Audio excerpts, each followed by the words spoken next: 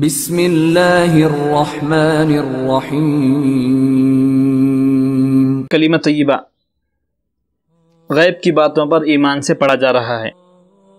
حدیث نمبر 80 عن ابی ہریرہ رضی اللہ عنہ عن النبی صلی اللہ علیہ وسلم قال يقبض اللہ الارض یوم القیامہ ويطم السماء بیمینہ ثم يقول انا الملک این ملوک الارض۔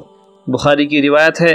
حضرت ابو ہریرہ نبی کریم صلی اللہ علیہ وسلم سے روایت نقل کرتے ہیں کہ آپ صلی اللہ علیہ وسلم نے ارشاد فرمایا، اللہ تعالی قیامت کے دن زمین کو اپنے قبضے میں لیں گے اور آسمانوں کو اپنے داہنے ہاتھ میں لپیٹیں گے، پھر فرمائیں گے میں ہی بادشاہ ہوں، کہاں ہیں زمین کے بادشاہ۔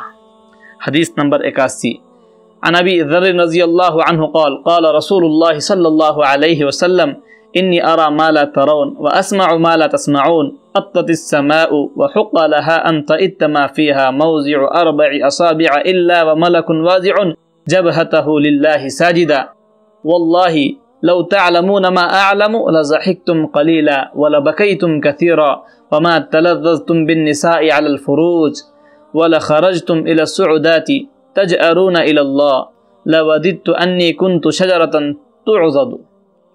ترمذی کی روایت ہے۔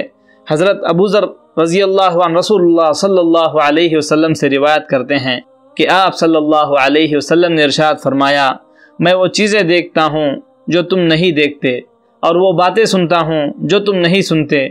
آسمان عظمت الہی کے بوجھ سے چرچراتا ہے، جیسے کہ چارپائی وغیرہ وزن سے بولنے لگتی ہے، اور آسمان کا حق ہے کہ وہ بولے کہ عظمت کا بوجھ بہت ہوتا ہے، اس میں 4 انگلیوں کے برابر بھی کوئی خالی جگہ نہیں ہے جہاں کوئی نہ کوئی فرشتہ اپنی پیشانی سجدے میں اللہ تعالیٰ کے سامنے نہ رکھے ہوئے ہو۔ اللہ کی قسم، اگر تم وہ باتیں جانتے جو میں جانتا ہوں تو کم ہنستے اور زیادہ روتے، اور بستروں پر اپنی بیویوں سے لطف اندوز نہ ہوتے، اور اللہ تعالیٰ سے فریاد کرتے ہوئے ویرانوں میں نکل جاتے۔